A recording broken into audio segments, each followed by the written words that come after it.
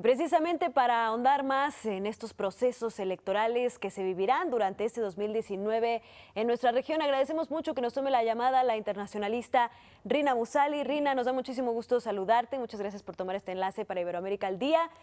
Pues primero que nada, platícanos pues cuál es la perspectiva, cuáles son las expectativas de estos procesos que se vivirán en el 2019.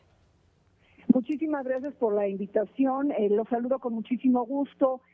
Mira, te platico que para la parte electoral en América Latina vamos a tener un ciclo lleno de elecciones y de elecciones importantes. Tuvimos el pasado 3 de febrero elecciones en El Salvador con la victoria de Nayib Bukele, el próximo presidente que desmantela el sistema bipartidista en este país y hace desmantelar también a los dos principales partidos políticos. Habrá elecciones en Panamá, en Guatemala, Argentina, Bolivia y Uruguay. Pero yo te diría que las dos citas de mayor importancia en América Latina fueron las del 2018, porque México y Brasil, que en conjunto suman más del 65% del PIB regional, pues fueron elecciones de gran calado y de gran importancia geopolítica, en donde nos dimos cuenta que no hubo espacio para el centro político debido al hartazgo y al desencanto ciudadano en ambos países.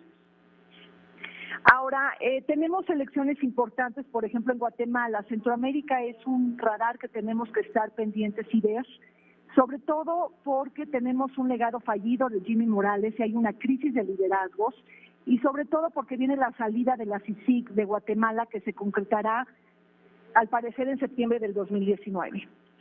Esta es una joven democracia, hay corrupción, hay violencia, hay malestar con la clase política, y es importante estar muy pendiente de lo que pasa en Guatemala porque somos países vecinos de este país centroamericano, y además estos países junto con Honduras, El Salvador y Guatemala, que son países del Triángulo del Norte y que son expulsores de mano de obra migrante y que han traído toda la problemática de las caravanas migrantes, y la respuesta de nuestro presidente Andrés Manuel López Obrador de dar una nueva prioridad y una mirada estratégica hacia Centroamérica.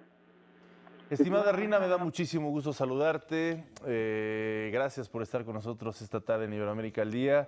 Gracias por tu tiempo y sobre todo pues analizar estos reajustes dentro de la geopolítica.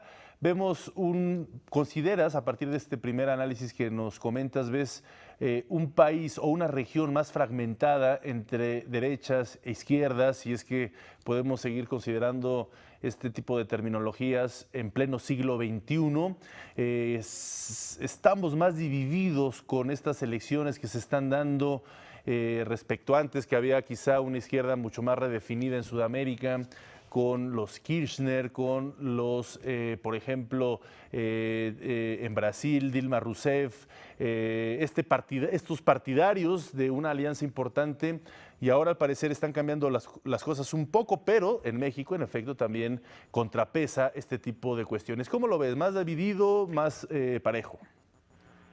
Mira, realmente el ciclo político en América Latina está cambiando más hacia las derechas conservadoras.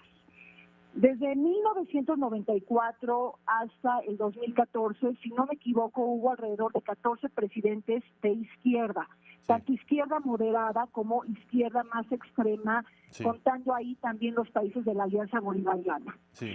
Luego viene un cambio de ciclo político porque llega Mauricio Macri al poder, pero antes llega Michel Temer por esta destitución de Dilma Rousseff, quien era una partidaria, por supuesto, de los gobiernos de Lula da Silva, y también llega el regreso de Sebastián Piñera, junto con Paraguay, que siempre ha sido también de derechas. Entonces, sí vemos un cambio en el ciclo político latinoamericano que se selló en el año pasado porque gana Iván Duque, por ejemplo, en Colombia, que fue muy importante, es decir, es el partido de Álvaro Uribe en Colombia, y que ha pues tratado de cuestionar todos los tratados de paz sellados en La Habana.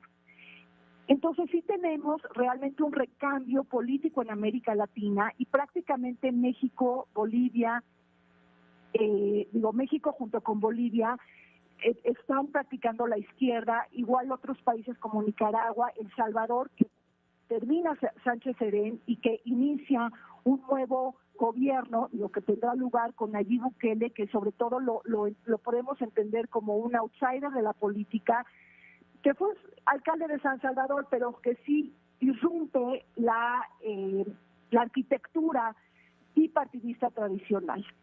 Entonces yo te diría que en términos generales, América Latina siempre ha caminado de manera muy dividida y dispar en sus ciclos políticos, y que México prácticamente hace un choque de trenes en el ciclo político latinoamericano, ¿no? Con una izquierda que llega por primera ocasión al país, y esto también cambia la geopolítica frente a Brasil, que Jair Bolsonaro pues tiene el extremo político hacia la derecha conservadora.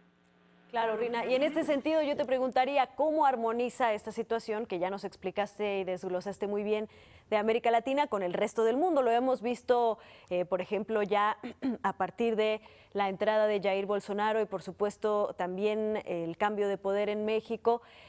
Pues en una primera instancia en esta situación en Venezuela. Hemos visto cómo se han ido acomodando los bloques a nivel global, y hemos tenido también algunas sorpresas, como lo que sucede en Italia o algunos otros diferentes países que han tenido reacciones pues que tal vez no eran las esperadas. ¿Cómo se armoniza esta tendencia del bloque latinoamericano, por supuesto con las elecciones que vienen a continuación en este año, con el resto de la geopolítica global? Mira, yo te diría que desafortunadamente la manera en cómo se practica la diplomacia y la política exterior en América Latina es por la vía de la ideología y de la afinidad política, y no del pragmatismo. Es decir, el pragmatismo, que es aquella herramienta que nos permite evaluar los costos y los beneficios y tomar las mejores decisiones conforme a la coyuntura y al interés político del momento. Sin embargo, se antepone la ideología, es decir, los bloques de izquierda y derecha de las que hablaba Omar, pues es una manera en donde sí se practica así la política en América Latina. Y digo que es desafortunado, ¿no? Porque en Asia, por ejemplo, tenemos otras lecciones y otra manera de que los países se integran a los distintos bloques. Ahora, lo que estamos viendo en Venezuela es que ha dejado de ser un conflicto nacional y local para insertarse dentro de la red geopolítica global. Es decir, Rusia está incluido ahí, está incluido China, está incluido Estados Unidos, está, por supuesto, la Unión Europea. Esto llegó al Consejo de Seguridad, es decir, el destino y el futuro de Venezuela ahora va a pasar por el internacionalismo y por los intereses estratégicos de las grandes potencias ganadoras de la Segunda Guerra Mundial.